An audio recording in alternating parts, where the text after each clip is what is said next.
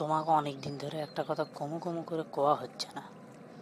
তোমায় কোনো মন্ত্রীও লয়, তুমি চেয়ারম্যানও লয়, মেম্বারও লয়, তাও তোমাকে মানুষ এত সম্মান কেমনে করে কত? ওই যে ওই মুরে আমার বন্ধুর বাপ এত টাকা মানুষকে দান করে, তাও মানুষ পছন্দ করে না, পিছনে দেয় সমালোচনা করে।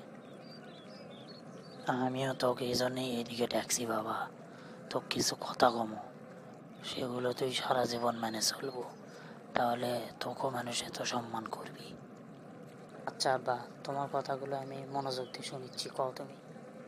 1 নাম্বার, এমন কোনো কাম করব না যাতে কেউ তোর আর তোর পরিবারের ওপর আঙ্গুল তোলার সাহস পায়। 2 নাম্বার, বড় হওয়ার জন্যে লয়, মানুষ হওয়ার জন্য পড়াশোনা কর। তোর গায়ে কিন্তু লেখা থাকবার লয় যে তুই শিক্ষিত কিনা, কিন্তু তোর ব্যবহারেই মানুষ বুঝতে পারবি তুই কোন বংশের ছোল। পড়াশোনা করে নিজের উন্নতি কর, কারো ঘাড়ের ওপর পা দিয়ে উপরে ওঠার চেষ্টা করিস না। 5 নাম্বার, কাউকে কোনো দিন কামলা, বুয়া ইত্যাদি কইয়া ডাকবো না, কারণ তারাও কিন্তু কারো না কারো বাপ, ভাই, বোন।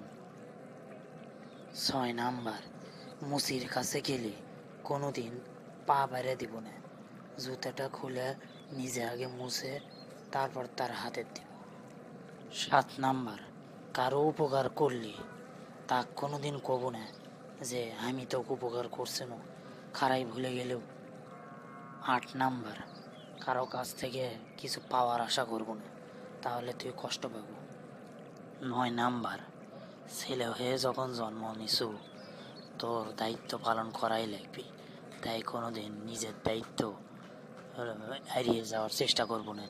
10 নাম্বার, কারো বাড়ি দাওয়াত খাবার গেলে কারো খাবার নিয়ে কোনো দিন সমালোচনা করব না, কেউ কোনো দিন ইচ্ছে করে খাবার বেসাত করে না।